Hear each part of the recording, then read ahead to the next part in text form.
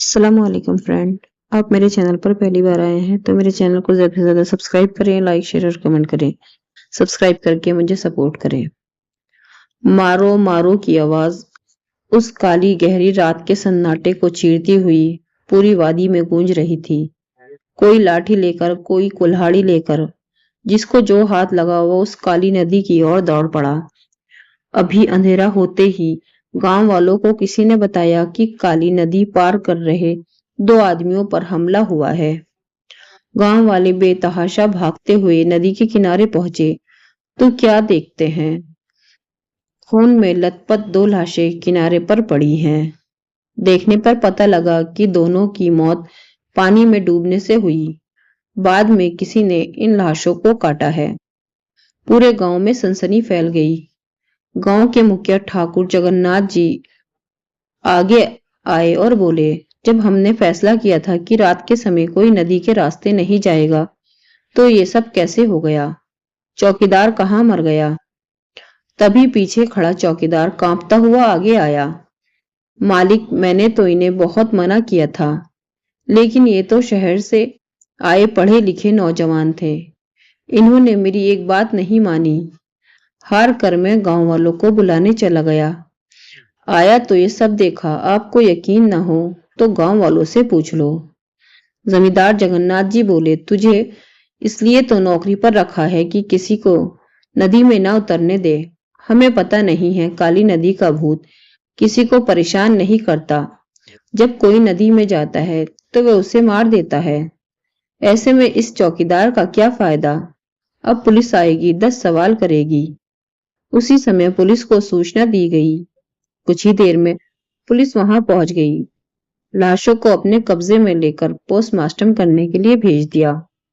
काफी लोगों से पूछताछ की गई, लेकिन किसी को कुछ भी पता नहीं था।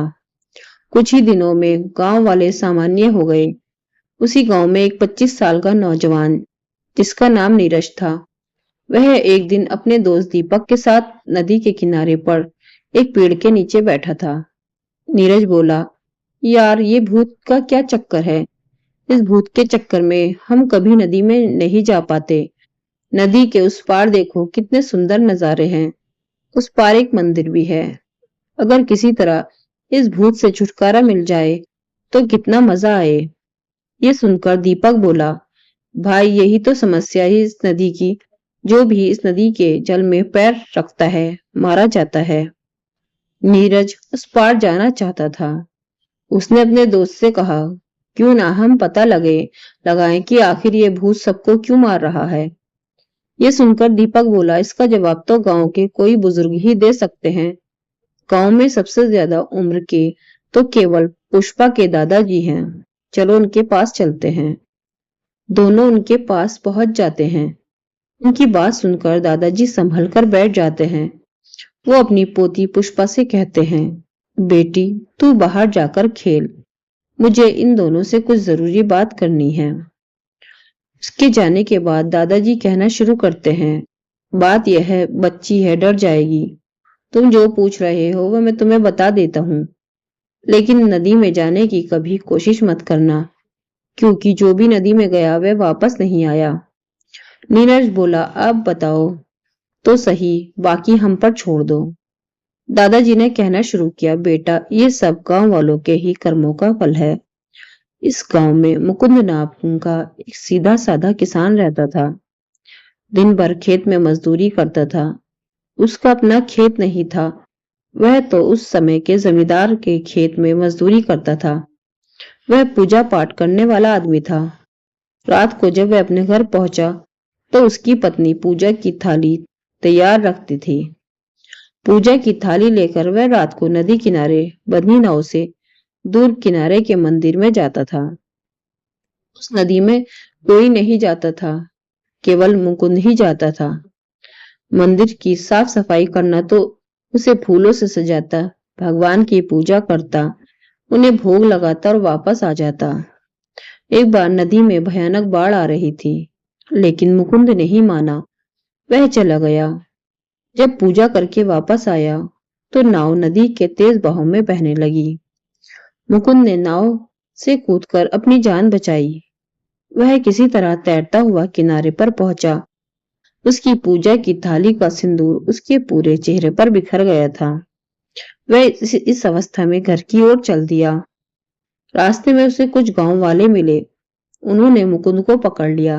वह चिल्लाता रहा, लेकिन गांव वालों ने उसे तांत्रिक समझकर उसकी पिटाई शुरू कर दी। उसकी कोई शक्ल कोई ना पहचान सके और इतने शोर में उसकी आवाज किसी ने ना सुनी। मारने के बाद उसकी लाश को नदी में बहा दिया। बस तभी से वह गुस्से में है। उसका भूत इसी नदी में रहता है और जो भी नदी पार करने की कोशिश करता है वह उसे मार देता है। नीरज और दीपक दोनों उस भूत की आत्मा की शांति के लिए गांव के पंडित जी के पास पहुंच जाते हैं। पंडित जी मना कर देते हैं। फिर वे दोनों जमींदार जगन्नाथ जी की हवेली पर पहुंच जाते हैं। जगन्नाथ जी उनका साथ देने के लिए तैयार हो जाते हैं। जमींदार जगन्नाथ नीरज और दीपक को साथ लेकर दूसरे गांव पहुंच जाते हैं। वहां से कुछ दूर वार्डर था। वहीं पास में फौजी कैंप थे, जहां फौजियों ने नदी पर पुल बना रखा था। जगन्नाथ जी और गांव वालों ने फौज के कैप्टन से बात की। कैप्टन से परमिशन लेकर वे सब उस पुल के दूसरे किनारे पर बने उस मंदिर में पहुंच जाते हैं, जहां मुकुंद पूजा करने आया था। अगले दिन उसको मुक्ति दिलाने के लिए पूजा रखी जाती है। बाकी गांव वाले इस किनारे पर खड़े हो मंदिर में होने वाली पूजा को देख रहे थे। पूजा जब खत्म होने लगती है तो चारों ओर से अजीब सी आवाजें आने लगती है। तब पंडित जी कहते हैं, मुकुंद गांव वाले अपनी गलती मान रहे हैं, इन्हें माफ कर दो और ये दोनों बच्चे तुम्हारा पिंडदान कर रहे हैं। अब तुम मुक्ति की ओर जाओ और भटकना छोड़कर भगवान के धाम चले जाओ। पंडित जी ने पूजा समाप्त करके नीरज और दीपक से पिंडदान करवाया। उसके बाद धीरे धीरे वह आवाजें आना बंद हो गई, जैसे कोई उनसे दूर जा रहा हो। उसके बाद जमींदार के साथ पंडित जी, नीरज, दीपक और गांव वाले एक नाव में बैठकर अपने गांव आ गए। दोनों जवानों की हिम्मत से गांव वालों को काली नदी के भूत से छुटकारा मिल गया। उसके बाद गांव वाले रोज सुबह सवेरे उस मंदिर में पूजा करने जाने लगे। जमींदार ने गांव वालों के साथ मिलकर उस नदी पर एक कच्चा सा पुल बनवा दिया, जिससे लोग उस मंदिर में जाने लगे। फ्रेंड्स, आपको कहानी पसंद आई है तो मेरे चैनल को ज्यादा से ज्यादा सब्सक्राइब करें, लाइक, शेयर और कमेंट करें। शुक्रिया। अल्लाह हाफिज।